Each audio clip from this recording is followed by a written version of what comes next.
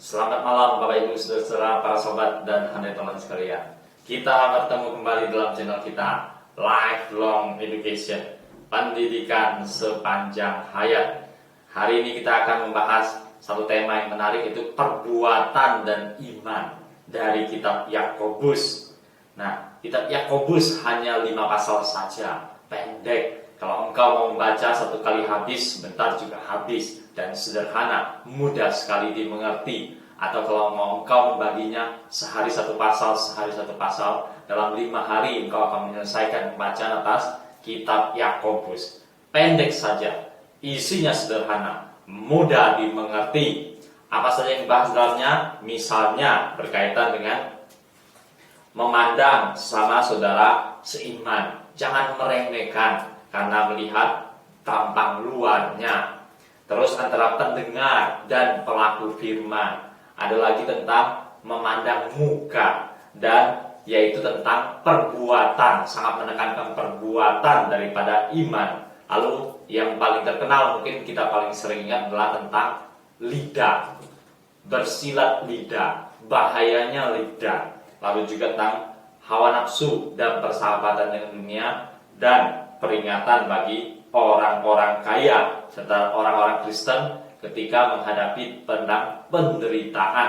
Nah, melalui semuanya ini Yakobus mengajarkan dengan hal-hal yang sangat sederhana. Kadang-kadang diselipkan peribahasa pepatah yang sederhana sekali, mudah dimengerti, akan bertolak belakang sekali cara pemaparannya dibandingkan dengan surat-surat seperti tulisan Rasul Paulus.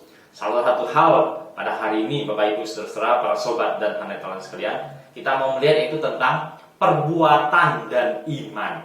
Nah, kitab Yakobus sangat menekankan tentang unsur perbuatan daripada iman. Oleh karena hal itu mungkinlah maka tidak heran reformator sekelas Martin Luther, dia pernah menjuluki kitab Yakobus sebagai kitab jerami, dipandang mudah sekali terbakar karena sangat menekankan perbuatan dan bukan sebaliknya, yaitu tentang iman. Di mana Martin Luther sendiri kita tahu bahwa dia sangat terinspirasi oleh tulisan Rasul Paulus yang menekankan tentang iman,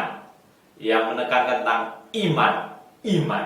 Nah, sementara kita ketika sampai pada kitab Yakobus, justru kita melihat hal yang sebaliknya, yaitu tentang perbuatan. Iman harus dibuktikan dengan perbuatan, barulah iman itu diperhitungkan. Bukan iman yang mati, tapi iman yang hidup. Nah, Bapak Ibu Saudara sekalian, sebenarnya antara Paulus maupun Yakobus, keduanya mereka tetap mengangkat Abraham sebagai contoh. Paulus mengangkat Abraham sebagai contoh bapak orang beriman, sementara Yakobus mengangkat Abraham sebagai contoh dalam tanda petik bapak orang perbuatan. Nah, Bapak Ibu Saudaraku, para sobat dan hadirin sekalian, Rasul Paulus melihat langkah awal Abraham ketika dipanggil oleh Tuhan. Abraham berespon dengan beriman pada Allah. Sementara ketika kita sampai di kitab Yakobus, Yakobus mengangkat juga Abraham, tapi mengangkat beberapa tahun kemudian, yaitu tentang bagaimana Abraham berespon terhadap panggilan Tuhan untuk mempersembahkan anak tunggalnya Ishak, dan Abraham berespon dengan membuktikan melalui perbuatannya, dan Allah memperhitungkan dia sebagai kebenaran. Nah, jadi baik Paulus, baik Yakobus sama mengangkat contoh seorang tokoh, yaitu Abraham. Satu pihak imannya menonjol, lain pihak juga perbuatannya menonjol. Maka tidak ada pertentangan antara Rasul Paulus maupun Yakobus. Tidak ada pertentangan antara perbuatan dengan iman atau iman dengan perbuatan.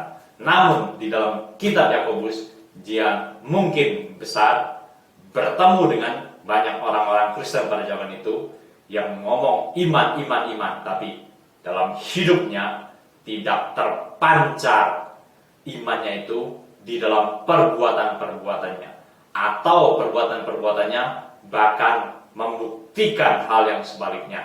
Inilah hal yang sangat disayangkan. Yakobus hendak menekankan Mari, iman itu jangan iman yang mati, tapi iman yang hidup. Dan bagaimana iman yang hidup? Iman yang dibuktikan melalui perbuatan nyata dalam kehidupan ini. Demikianlah hari ini kita membahas kitab Yakobus. Menarik sekali, perbuatan dan iman. Selamat malam, sampai bertemu pada episode-episode yang mendatang.